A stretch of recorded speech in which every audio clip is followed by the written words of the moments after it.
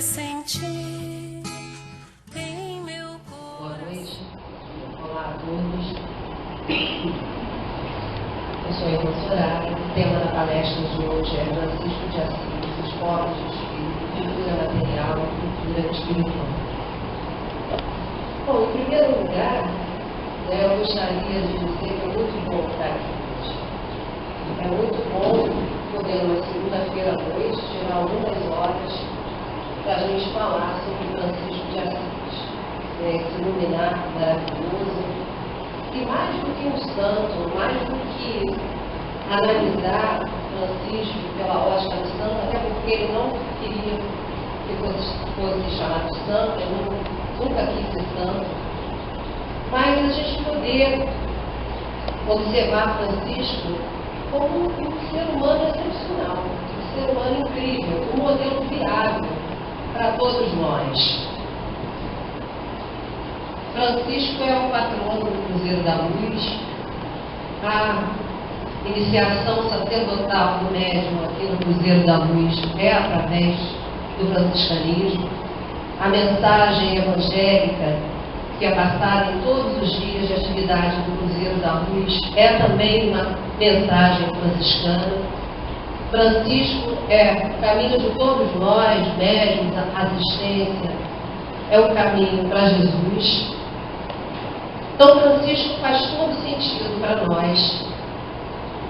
E vamos pedir que Ele nos abençoe essa noite, que possa nos abençoar sempre, para que a gente possa cada vez mais mergulhar nessa figura maravilhosa que é Francisco de Assis, esse modelo a ser seguido que é Francisco de Assis. Então, a minha proposta hoje para vocês é falar um pouquinho do Francisco histórico, situar alguns eventos que marcam a vida de Francisco. Depois a gente vai destacar algo que é muito forte em Francisco, entre outras coisas, mas essa é que grita mais, que chama mais atenção, que é o Francisco Amor. Depois disso, nós vamos mergulhar na questão da pobreza em Francisco de Assis e vamos finalizar falando de mais dois votos que marcam o caminho franciscano e que marcam o caminho de todos nós aqui no Cruzeiro da Luz, que são os votos da obediência e da castidade. Então vamos lá. Francisco nasceu no dia 26 de setembro de 1182. Ele nasce na Idade Média, uma época da história humana marcada, manchada pela Inquisição, manchada pelas Cruzadas, uma época que muitos consideram uma época densa, uma época trevosa, onde o abismo social era algo assim estupendo, o abismo entre os nobres e o restante da população, que vivia na pobreza, que vivia na miséria. E Francisco nasce nesse ambiente cultural, social. Ele nasce filho de um italiano, ele nasce na cidade de Assis, na região da Úmbria, na Itália. Nasce filho de Pedro Bernardone, que era um rico comerciante de tecidos, que mantinha próspera relação comercial com a França, e filho de Dona Maria Picalini Bernardone. Alguns autores dizem que a Dona Maria Picalini era francesa, era de origem francesa, alguns falam que era italiana, mas de uma família de origem italiana, e outros autores dizem que ela era italiana. Enfim, a idade não importa, só estou trazendo isso à tona porque tem a questão do nome Francisco. Então, quando Francisco nasce, segundo Miramês é um espírito que ditou um livro chamado Francisco de Assis, que conta a história de Francisco e conta a história de Francisco com João, o apóstolo muito amado de Jesus. Mas, enfim, nesse livro, Miramês fala que a Dona Maria Picalini, quando do nascimento de Francisco, foi intuída a fazer o parto, a ter Francisco na cocheira, na estrebaria da mansão deles. Eu achei isso interessante porque toda a trajetória de Francisco era marcada pelo quê? É marcada por uma completa, total identificação com Jesus. Né? Tanto que no final da vida dele, ele recebe os estigmas. Então é interessante, né? Segundo o Espírito Miramês, perceber que a chegada de Francisco ao nosso mundo também se deu de uma forma de identificação com Jesus.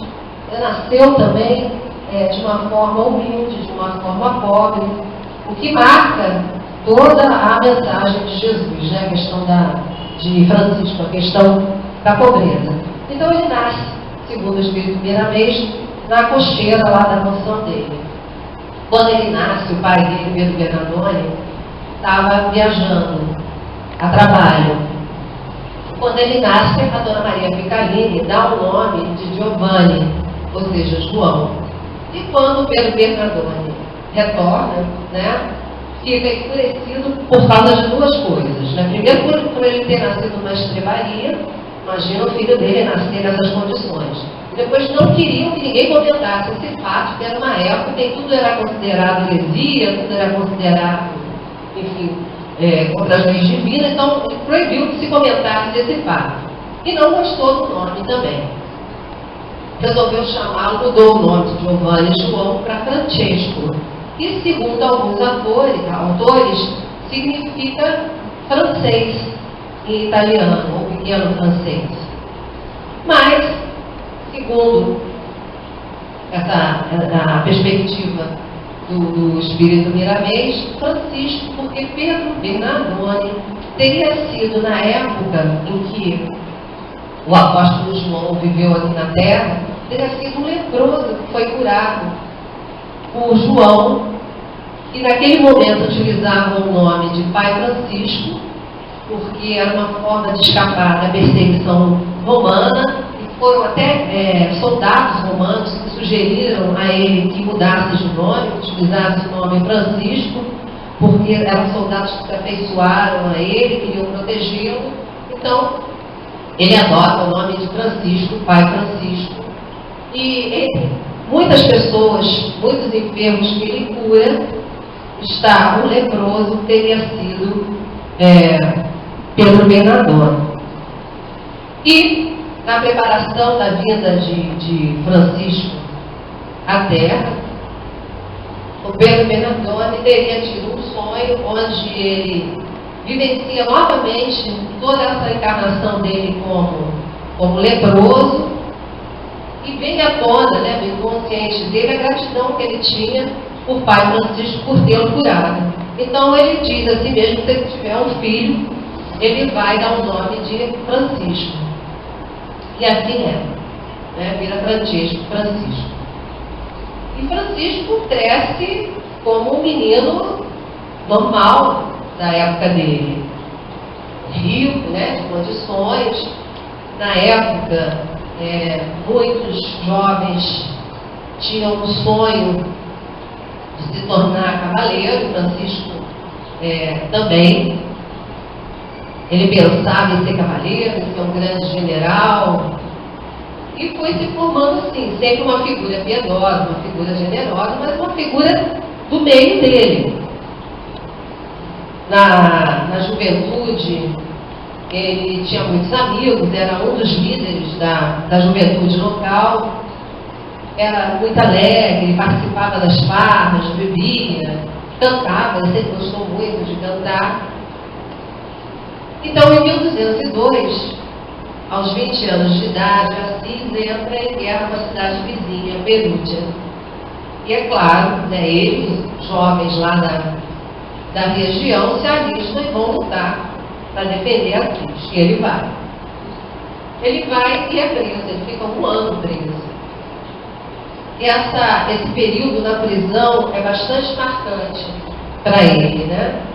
Dizem alguns autores que durante esse período ele confortava os irmãos de prisão,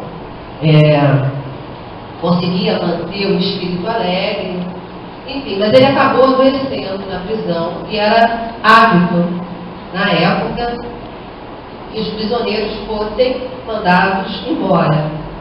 E assim o pai, Pedro Bernardone, consegue resgatar Francisco. Ele volta para casa, mas ele volta para casa já mexido pela experiência, né, de ter ficado um ano preso.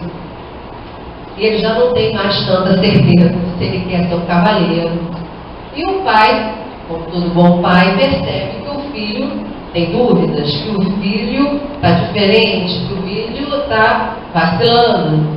E fala, não tem problema, Francisco, se você não quiser mais ser um cavaleiro, você me sucede nos meus negócios, né? Na perspectiva de que Francisco assumisse os negócios e fizesse os negócios dele multiplicar, né? Porque muitos pais desejam que seus filhos superem a eles próprios, né?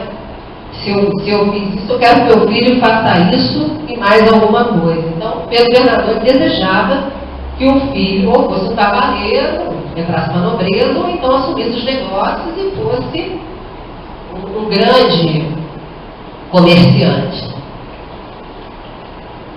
E aí Francisco fica naquela indecisão, começa um período de muita reflexão, enfim. E aí ele tem um sonho. Ele sonha que ele é um grande cavaleiro, que ele está num castelo cheio de armaduras. Enfim, isso estimula ele a ir para as cruzadas. Vários jovens de Assis estavam indo para as cruzadas e ele resolve ir também. E ele vai, né, o pai compra uma armadura maravilhosa, que tinha de mais bonito, de mais caro na época, e ele vai. Só que nesse caminho, através da mediunidade estupenda que Francisco tinha, ele escuta uma voz. E a voz diz, Francisco, a quem você quer servir? Ao servo ou ao Senhor? E naquele momento, aquilo faz todo sentido para ele. Ele diz, eu quero servir ao Senhor. Então volta para Assis e aguarda lá novas instruções, novas orientações. Ele faz isso, ele retorna a Assis, né, para desgosto de Pedro Bernardone. Enfim, mas ele contava com a mãe, com a dona Maria Picalini, que era uma mulher muito piedosa. Enfim, tinha o entendimento do Evangelho, e retorna a Assis. E aí ele começa, ele gostava muito de passear pelos arredores de Assis, para meditar, para orar, para observar. E ele retorna a Assis e faz esses passeios, essas meditações. E num desses passeios, em paralelo a isso, ele sempre trabalhou ajudando os pobres. Tem até um episódio que uma multidão de famintos bate na porta da casa dele pedindo comida e ele desce. Ele compra a comida daquela multidão toda. Ele sempre envolvido, né? Sempre tocado pela situação dos miseráveis, dos pobres, dos excluídos que viviam em torno dele. Então Francisco está fazendo um desses passeios nos arredores de Assis e ele escuta um sininho, que era um sininho característico dos leprosos, né? Todo leproso usava um sininho, que era para a população saber que tinha que sair correndo, porque eram odiados, eram detestados, enfim, ninguém queria ter contato com o leproso. Ele escuta um sininho, um leproso se aproxima e pede dinheiro a ele. Ele dá. Nisso que ele dá, ele olha nos olhos desse leproso e vê nos olhos do leproso o imenso sentimento de gratidão que essa pessoa tem por ele. E quando ele vê, quando ele sente isso, quando há essa troca nesse momento, ele percebe, ele sente também Jesus, porque Jesus disse que estaria no meio dos pobres, no meio dos leprosos. Enfim, estou eu aqui imaginando, né, todo o processo que aconteceu com Francisco quando ele se encontra com esse leproso. Porque aí foi o marco da conversão dele. Então vamos imaginar a sensação de liberdade que ele deve ter tido, porque ele tinha pavor de leproso, como todos os da época dele, ele não gostava, ele queria distância, enfim, mas naquele momento ele percebe a presença de Jesus naquele leproso, ao ponto disso fazer com que ele abrace aquele leproso, beije as chagas. Imagina, beijar as chagas de um leproso. Foi realmente um momento assim, fantástico, né, e marcante para ele, que é considerado o momento da conversão dele. E a partir daí ele continua, né, a sua trajetória, cuidando dos pobres, cuidando dos leprosos. E ele gostava muito de rezar na igreja de São Damião, igreja ou capela de São Damião. E era uma capela em ruínas. Mas ele gostava muito de ir lá, de orar, em frente ao crucifixo que tinha. E um desses momentos, e mais um fenômeno provocado pela sua mediunidade, ele escuta novamente uma voz que fala: Francisco, vai e reconstrói a minha igreja que está em ruínas. Só que Francisco entende isso ao pé da letra, né? E acha que era para reconstruir a igreja onde ele estava. Enfim, o Francisco tinha assim, uma personalidade, ele tinha momentos de arrobo, momentos assim de impulsivos, de expressão do que ele estava sentindo. E ele vai para a casa dele, vai lá no estoque de tecidos do pai, pega tudo, vende, pega o dinheiro e entrega para o padre, para o frei, para o religioso que é responsável pela capela. E nisso Pedro Bernardone fica enlouquecido, né? Imagina, um homem materialista, enfim. Põe Francisco de castigo, deixa ele preso um tempo dentro da própria casa, a mãe vai lá e solta ele, e vai se queixar o bispo de Assis, que é Dom Guido. E Dom Guido então propõe que seja feita uma audiência pública para que Francisco possa devolver o dinheiro para o pai, porque o pai se sente roubado, lesado, e possa se reconciliar com o pai e com a família. E essa audiência acontece. Não sei quem dos presentes aqui assistiu ao filme Clara e Francisco, que foi passado aqui no Cruzeiro da Luz. Né, a imagem dessa cena está me vindo bem à mente, né?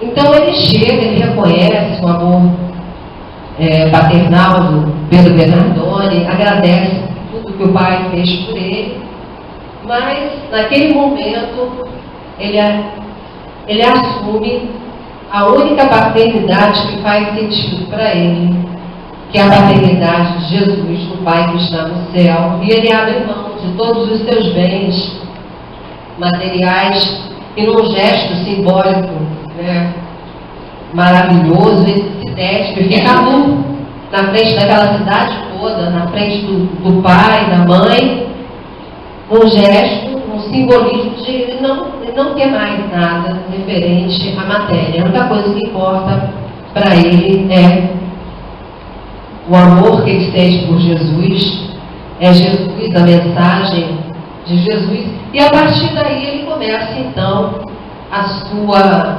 vivência evangélica propriamente dita. Em 1208, tem um episódio que é marcante, que ele está assistindo a missa na igreja de São Matias. Sim, além da reconstrução da capela de São Damião, ele também reconstruiu outras capelas. Só nesse momento dessa missa de São Matias é que ele tem consciência, é que ele descobre aquilo que realmente ele quer para a vida dele. Ele escuta um trecho do Evangelho onde Jesus manda seus apóstolos pregarem no reino de Deus, levar a mensagem evangélica pelo mundo. Então ele diz: é isso que eu quero fazer. Nesse momento, então, é que ele começa de verdade a seguir os passos evangélicos, os passos da vida de Jesus. E é claro, né, que não foi fácil. Ele era considerado louco, muitos amigos viraram as costas, riam dele, debochavam. Ele vivia pelas ruas pedindo ajuda, pedindo doações para reconstruir as igrejas. Enfim, não foi fácil, né? Mas, com o passar do tempo, com a persistência que ele sempre demonstrou, com a grande fé, com o grande amor que ele sempre foi exemplo, alguns desses, né, que falavam mal, que não entendiam, começaram a pensar melhor.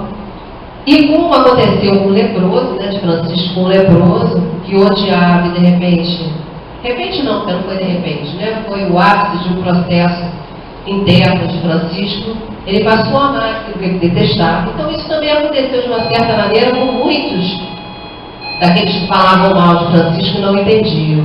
De repente aquele tipo de vida, aquela proposta que ele fazia, começou a fazer sentido.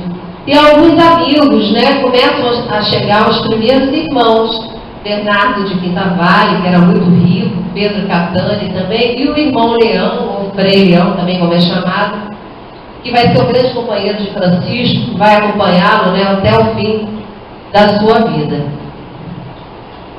Só que começou a juntar gente, muitos filhos de famílias ricas largavam tudo para seguir o estilo de vida de Francisco, e é claro que isso começou a incomodar. Houve uma série de retaliações, uma série de... Enfim, Francisco resolve então ir a Roma falar com o Papa e pedir a aprovação do Papa para o estilo de vida que eles estavam levando. E contando com o apoio do bispo de Assis, Dom Guido, ele consegue uma audiência com o Papa. E ele e mais alguns irmãos são recebidos por Inocêncio III. Claro que, assim que eles chegam lá, com aquela aparência, aquele aspecto todo, não são levados a sério, né? Tanto que Francisco fala das regras, né, para a comunidade dele, que eram poucas regras, e todas eram trechos do Evangelho, tirados do Evangelho, e ele, enfim, não é levado a sério. Ele sai, só que ele não vai embora, ele continua em Roma. Nisso o plano espiritual interfere, age, e durante o sono, em sonho, o Papa Inocêncio III é avisado de que Francisco era o homem que iria restaurar a Igreja de Cristo. E aí o Papa já reconsidera e chama Francisco de volta, e dessa vez o escuta e dá a aprovação dele ao estilo de vida franciscano.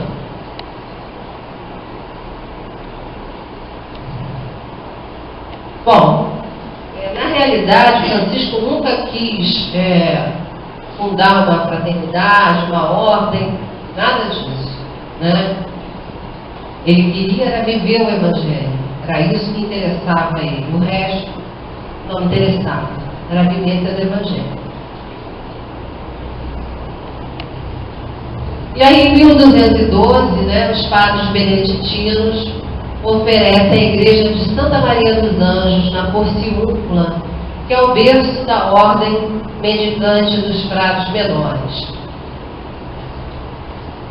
O estilo de vida franciscano acabou por imposição da igreja, recebendo esse nome, Ordem Mendicante dos Frades Menores, porque era uma forma da igreja amenizar o descontentamento, né, que aqueles nobres tinham quando seus filhos largavam tudo para viver um estilo de vida considerado loucura naquela época e até hoje, né? Até hoje. Então, pelo menos fazendo parte da igreja, já amenizava, já aliviava um pouquinho, né, o encontro desses nobres. Porque na época a igreja dominava, era o grande poder. do mundo, né? Então, mesmo contra a vontade de Francisco, foi fundada a Ordem Mendicante dos Frades Menores. E nesse mesmo ano é fundada também a Ordem das Pobres Damas, né, que são as Clarissas. Francisco e Clara tinham uma grande afinidade espiritual, uma afinidade que ia para além de qualquer questão material. Os dois se amavam muito. E Francisco estavam unidos pelo mesmo ideal, na verdade, pela vivência do Evangelho, pelo amor a Jesus. Então, ela queria seguir Francisco. Francisco, então, cria esse ramo, né, da vivência franciscana destinada só às mulheres, que é a Ordem das Pobres Damas, a Ordem das Clarissas. E ela fica na direção desse veio feminino franciscano. Em 1213, o conde Orlando de Chiusi oferece a Francisco o Monte Alverne para servir de eremitério, retiro e oração. Era um lugar que ele gostava muito, ele ia com frequência meditar, fazer suas orações, fazer suas contemplações. Tanto ele quanto Clara eram contemplativos, né? Vivenciavam a imagem do Cristo na cruz, meditavam, mergulhavam nessa imagem. Então ele fica com o Monte Alverne à disposição dele. O Monte Alverne onde vai acontecer, né, o fenômeno dos estigmas, mais tarde, um pouco antes dele morrer. Em 1216 ele consegue algo assim inimaginável. Ele obtém do Papa Honório III a indulgência para a Igreja de Santa Maria dos Anjos. A indulgência ela só era dada para quem ia para as cruzadas, para os cavaleiros cruzados. Então ele consegue que a Igreja de Santa Maria possa oferecer, dar essa indulgência. O que é a indulgência? É a remissão dos pecados desde o nascimento na terra e no céu. Dizer, algo assim, né, grandioso, e que ele conseguiu. 1217 a 1219, né, Francisco acaba indo para as cruzadas, não da forma como ele, quando criança e quando jovem, idealizou, mas ele vai para as cruzadas, vai levar o Evangelho aos povos sarracenos. Sarracenos são os muçulmanos, né? As cruzadas eram a concretização do conflito entre o Ocidente e o Oriente daquela época, né? Os cruzados queriam reconquistar para a Igreja os Santos Sepulcros, os lugares sagrados da vida de Jesus. E, em nome disso, milhares de pessoas foram mortas, crianças. É um episódio assim, muito marcante, porque crianças enlouquecidas se avistavam, iam para as cruzadas. Enfim, mulheres, foi uma loucura geral, né? Junto com a Inquisição, que marca essa época, a época da Idade Média. E ele vai, fica um período lá e consegue algo inimaginável. Ele consegue se entender com um dos líderes sarracenos, com o sultão que comandava todo aquele povo lá. E ele fica um bom período com o sultão. E o sultão, inclusive, pede que ele fique lá com ele. Só que é claro que Francisco, né, recusa. Enfim, e pede para o sultão, ele ficaria se o sultão se convertesse, mas é claro que o sultão não se converteu. E ele retorna, mas enfim, ele deixa um rastro de luz, de evangelho. Muitos se convertem durante essa passagem de Francisco pelo Oriente, né? E até hoje existem os frades menores naquela região toda lá. Em 1221, eu destaquei também aqui para falar para vocês, ele funda a Ordem Terceira, que é destinada a homens e mulheres que não abrem mão de ter uma família, do matrimônio, nem abrem mão dos seus bens.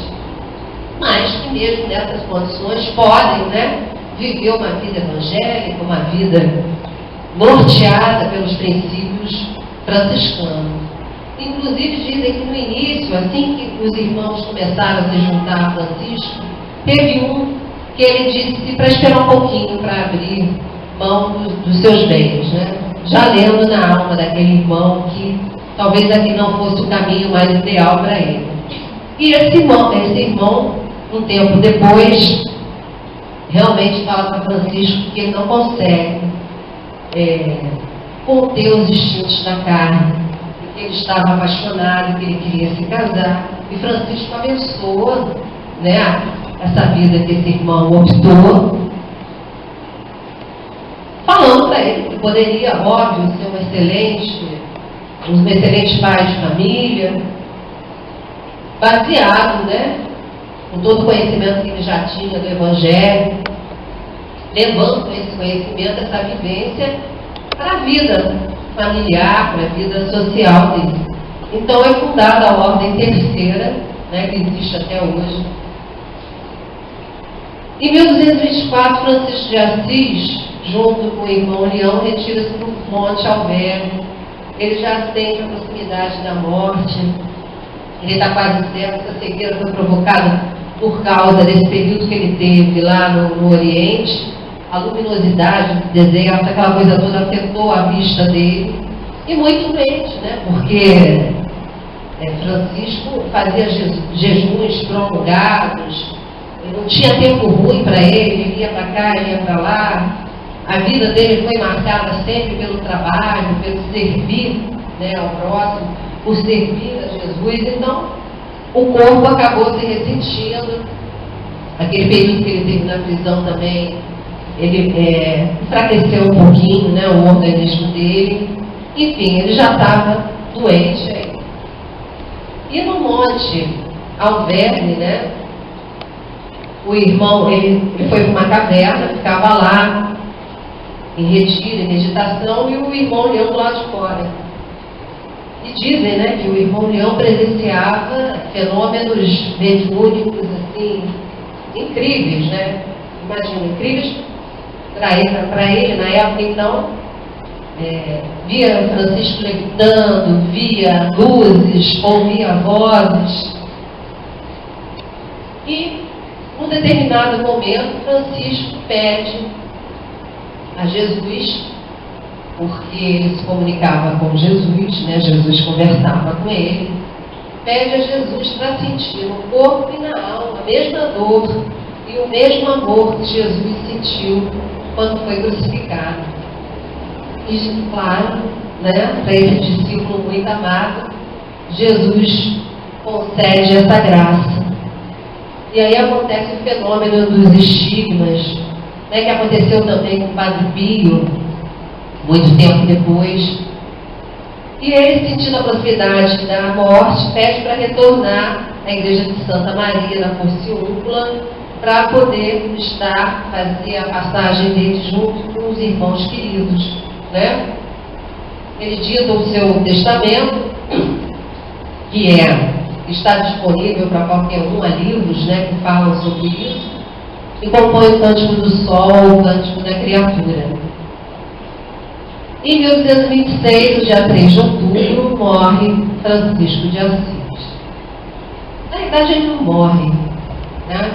Porque todos nós aqui sabemos que a morte não existe.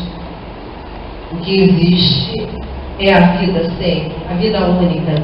O que existe são existências que são vivenciadas. E Francisco volta, retorna ao plano espiritual e ficamos nós aqui com a sua mensagem. E o que mais chama a atenção na mensagem de Francisco, no que ele vivenciou da existência dele? Um amor.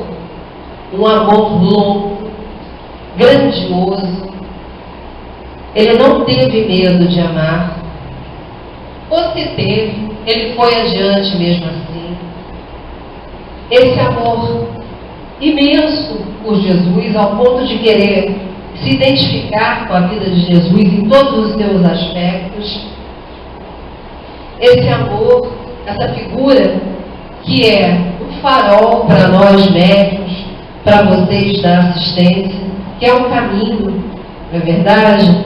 Mas Francisco conseguiu vivenciar esse amor porque ele era um ser fora do comum, era um santo, era perfeito, era evoluído. Não. Talvez mais amadurecido espiritualmente do que nós. Mas o tempo todo, tanto ele quanto Jesus, estão nos falando da viabilidade do caminho que eles estão propondo. Porque esse caminho é a verdade, esse caminho é a vida. Esse caminho é o amor. Há pouco tempo o pai Júlio estava fazendo uma palestra aqui, e ele falou uma coisa que assim, aqueceu meu coração naquela hora. Ele falou: quando Deus nos amou, nós passamos a existir. Então nós somos filhos desse amor. Nós somos esse amor. Nós precisamos nos lembrar de quem somos, resgatar esse amor dentro de nós. Sabe por que também? Uma hipótese, uma teoria. A gente não vivencia esse amor de uma maneira como Francisco, como outros luminares vivenciaram, Teresa d'Ávila, que tinha êxtases maravilhosos quando se entregava a esse amor que ela sentia por Jesus, porque nós temos medo. Nós temos medo de amar. Sabe por que nós temos medo de amar? Porque nós temos medo das loucuras que nós seríamos capazes de fazer por esse amor. Loucuras do ponto de vista do mundo e loucura do nosso ponto de vista também, porque aos olhos do nosso ego, isso é uma loucura. Pense bem, assim, num momento de grande paixão, assim, fazendo uma comparação bem tosca, quem já não fez não saiu do seu lugar, não fez algo que considerou loucura, que considerou uma grande besteira, depois se arrependeu, porque o ego fala: como você fez uma bobagem dessa, como você se entregou dessa maneira? Nós somos capazes, sim, quando amamos, de fazer loucuras. E nós somos capazes, sim, de vivenciar esse amor imenso que Francisco vivenciou por Jesus, que Teresa d'Ávila vivenciou por Jesus. Agora, isso nos dá medo, porque esse ser que vai emergir amando dessa maneira, nós não conhecemos. Eu conheço a Soraya, com as suas imperfeições, com as suas dificuldades, com as suas limitações, com o seu egoísmo, com o seu orgulho, com a sua vaidade, mas eu conheço essa Soraya, capaz de amar muito. Eu não conheço, isso me dá medo. É como se fosse uma sensação de morte, morte daquilo que eu conheço, para enfrentar aquilo que eu não conheço. É como diz Paulo, morrer como o homem velho, para renascer o homem novo, para surgir o homem novo. Então a gente tem medo, porque a gente é capaz de muita coisa amando. A gente é capaz de muita coisa em nome de Jesus, sim, em nome desse amor, sim. Muita coisa, assim, um pouquinho a gente já consegue fazer. A gente já consegue abrir mão de estar em casa essa hora assistindo aquela, desculpa, mas eu acho um saco aquele Jornal Nacional, só desgraça, só bagaceira, como diz o pai Júlio. Depois daquela novela chata. Tudo bem, tem gente que gosta, mas enfim, eu não suporto aquela novela, acho um saco aquilo tudo. Mas tem gente que gosta. Poderia estar em casa assistindo o Jornal Nacional, poderia estar assistindo a novela. Enfim, mas a gente está aqui. A gente está aqui. A gente está aqui buscando melhorar. A gente está aqui buscando ouvir, buscando conhecer Francisco, buscando conhecer Jesus, a gente está abrindo mão, sim, de algumas coisas. E o que é a pobreza em Francisco de Assis? A pobreza é muito mais do que abrir mão de bens materiais. É abrir mão de bens. Esses bens incluem aí não só aquisições materiais, mas aquisições nossas, pessoais, humanas.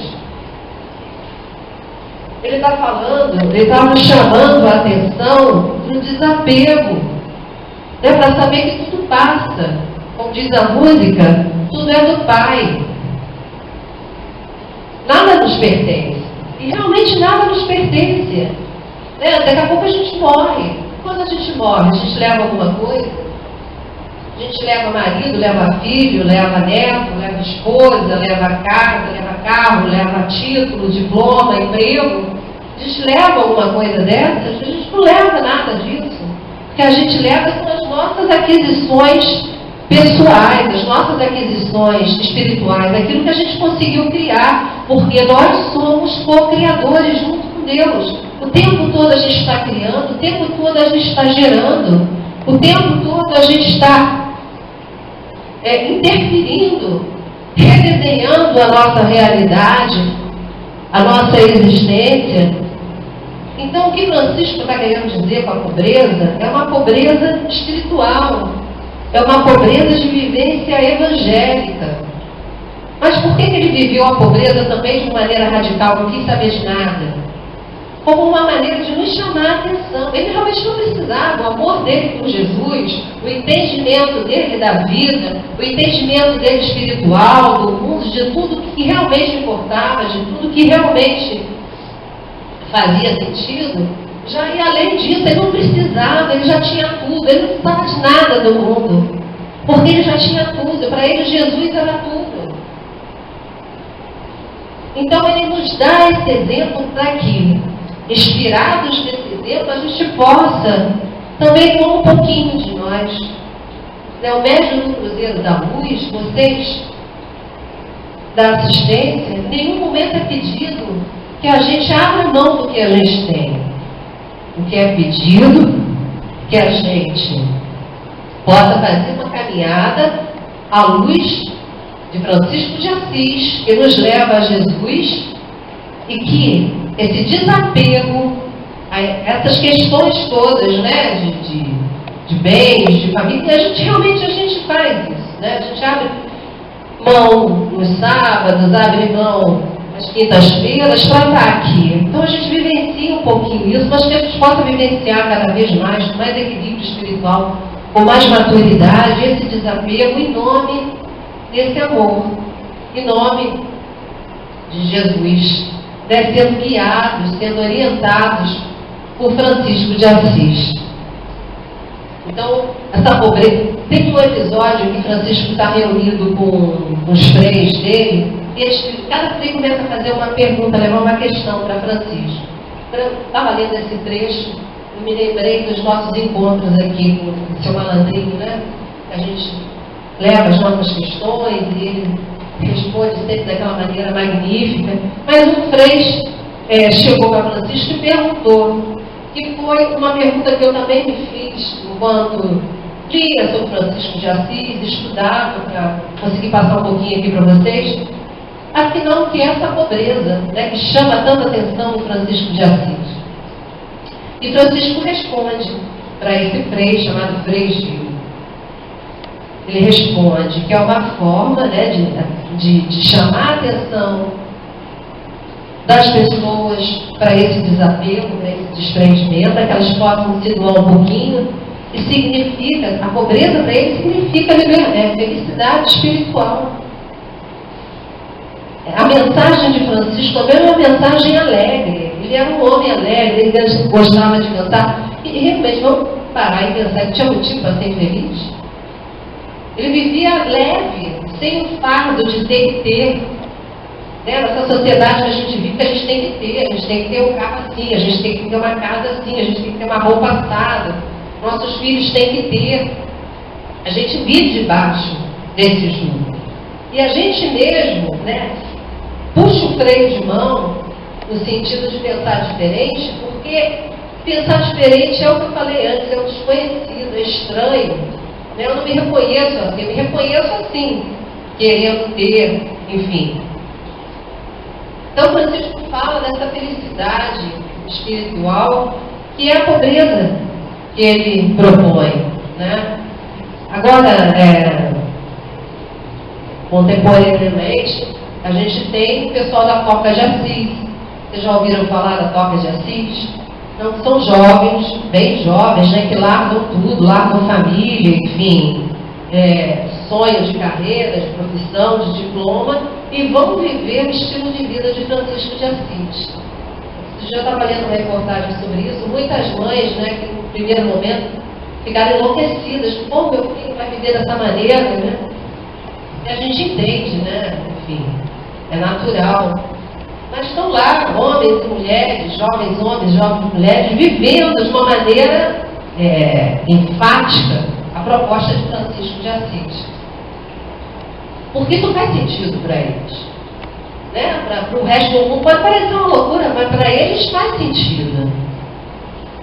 Porque realmente eles não precisam de mais nada, o que eles precisam é dessa vivência, desse servir, né, que marca a mensagem de Francisco. E também a reboque dessa pobreza que Francisco nos propõe é a questão da humildade. Humildade como uma virtude fundamental no caminho espiritual, né? Vencer esse dragão do orgulho, esse dragão da vaidade. E a proposta que Jesus nos faz o tempo todo também no Evangelho, ele, gente, é o Cristo planetário, o tutor do nosso planeta, num grandioso gesto de amor, desce, encarna entre nós, esses filhos enlouquecidos, né, pela ignorância, pela brutalidade ainda, esse diamante bruto que nós somos, né, que ainda estamos aí no processo de ser lapidados, ele vem, nasce pobre. No momento do Evangelho, o que ele fala? O filho do homem não tem nem uma pedra para recostar na cabeça. Ele dá o exemplo de lavar os pés dos discípulos. Então, Francisco também traz essa mensagem da humildade, né? Porque a partir do momento que você se desapega, a partir do momento que você vive essa pobreza evangélica, esse sentimento nasce de uma maneira natural, de uma maneira bonita, né? Sem a gente precisar forçar. Eu destaquei essas duas frases aí, porque nesse processo também é fundamental que a gente se reconheça, que a gente faça uma reflexão, que a gente se conheça, faça um processo de autoconhecimento. Isso é muito importante também.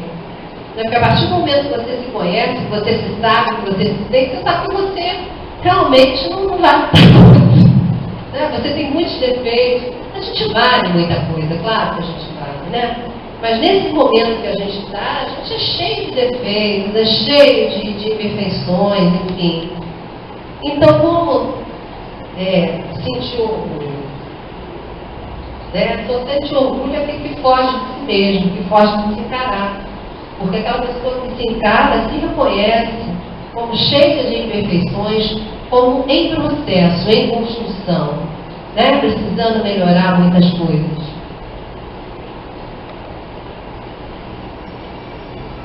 E dentro dessa questão da pobreza também, tem a questão do trabalho, do servir, que foi marcante, né, em Francisco. Ele falava com seus freis, com seus irmãos, pontuava muito sempre isso: vocês têm que ser os últimos, vocês têm que servir sempre o seu irmão. Isso é remédio para a gente, né? Remédio para as nossas almas. Isso nos cura, né, de muita coisa. E além da questão da pobreza, Francisco tem os votos que marcam o caminho franciscano, que é o voto da castidade e da obediência. E o que é a castidade em Francisco de Assis? Né? Não é a questão de não ter relações sexuais, não é isso. A castidade vem do quê? De algo que é casto. Algo não precisa ser casto. Para ser casto precisa ser limpado, precisa ser purificado. Aí nós chegamos na reforma íntima que Allan Kardec nos fala, que os nossos amigos, mentores espirituais sempre nos falam, nos colocam diante disso, da necessidade da reforma íntima. Então, castidade é purificação interior, purificação mental, purificação de sentimentos. É a reforma íntima. E obediência, né? É obediência à lei divina, obediência a Deus. E obedecer a Deus é obedecer ao amor. Obedecer à lei divina é obedecer ao amor. Então, olha que delícia. Né? Não sei porquê, sinceramente, não sei por que a gente não acredita. É algo tão maravilhoso, tão lógico, tão... Mas a gente não faz, né? Ainda não faz, infelizmente. Mas a gente vai chegar lá. Então, meus irmãos, é isso. Tem um livro chamado Terror e Vigor, do Leonardo Boff, que é um teólogo e foi um religioso formado no franciscanismo, em que ele diz que Francisco foi a primavera de Jesus que retornou ao mundo. Então, né, o que eu quero deixar para todos nós hoje, pegando essa frase do Boff, é que essa primavera que Francisco essa explosão de cores, de perfumes e de beleza que ele tem para nos oferecer, que a gente possa pegar as sementinhas dessas coisas todas da primavera dele e possa plantar dentro da gente, dentro do nosso coração. A gente já está fazendo isso, a gente já está, com certeza. Mas que isso, a gente possa fazer isso de uma maneira consciente. Né? Como diz Pai Betania, o importante é a boa vontade que existe em cada médium, que existe em cada pessoa. Então, se a gente tem boa vontade, tem disposição interior, com certeza a gente vai poder fazer bom proveito da mensagem que Jesus e que Francisco tem para nos dar. A gente vai conseguir que realmente Francisco e Jesus sejam um farol da nossa caminhada mediúnica, sejam um farol da caminhada evangélica de vocês que estão sentadinhos aí, que ele realmente faça sentido na nossa vida e que a gente realmente possa também um dia dizer que Francisco e Jesus fizeram uma primavera dentro de nós. Então, meus irmãos, é isso. Eu agradeço a atenção de vocês. Muito obrigada e graças a Deus.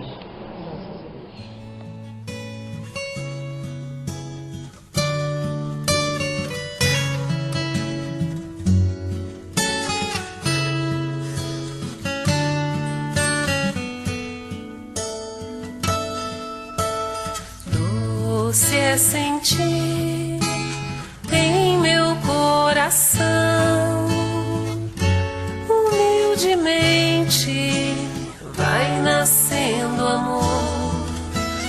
Doce é saber, não estou sozinho, sou uma parte dessa imensa vida.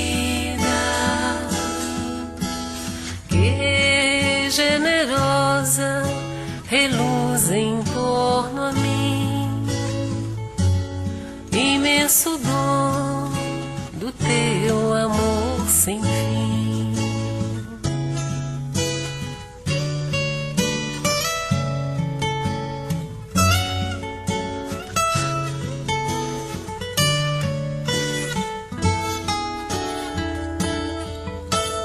O céu nos deste e as estrelas claras, nosso irmão Sol, nossa irmã a Lua, nossa Mãe Terra, com frutos, campos, flores, o fogo, o vento, o ar e a água pura, fonte de vida de tua criatura.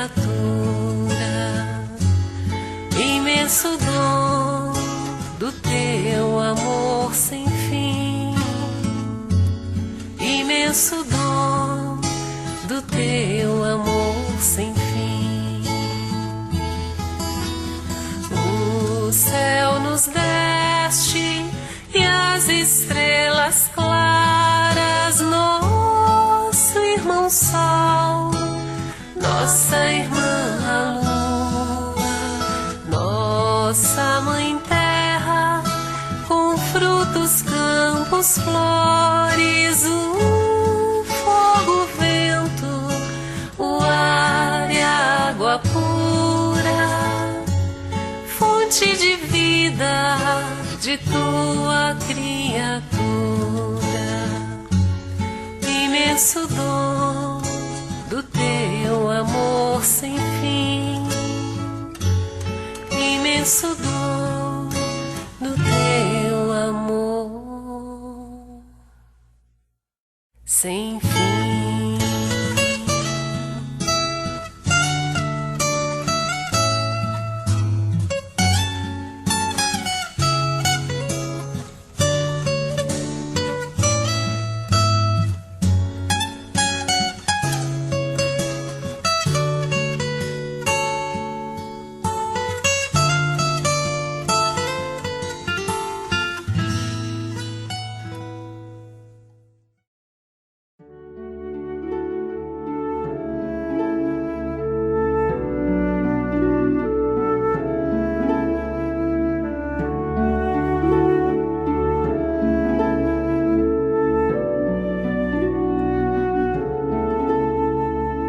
Cristo, quero ser instrumento de tua paz e do teu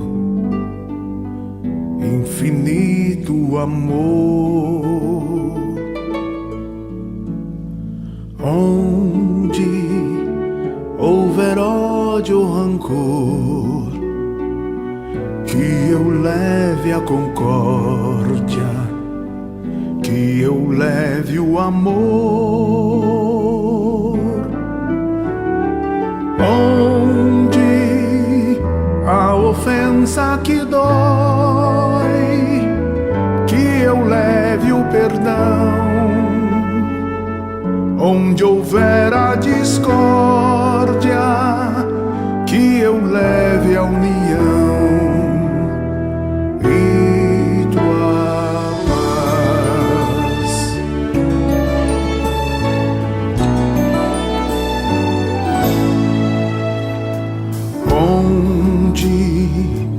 Encontrar um irmão a chorar de tristeza, sem ter voz e nem vez. Quero bem no seu coração semear alegria pra florir gratidão.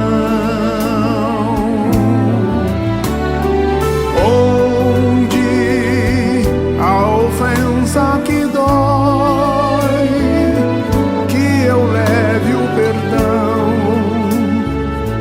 Onde houver a discórdia, que eu leve a união. E tua paz.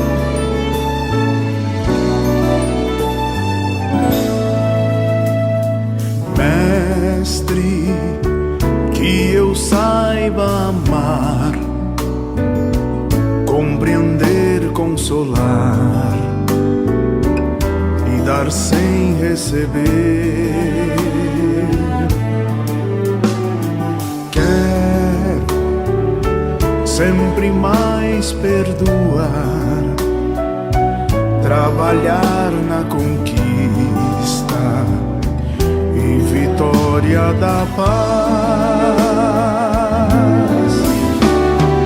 Onde a ofensa que dói,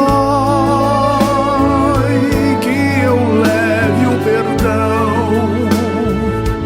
Onde houver a discórdia,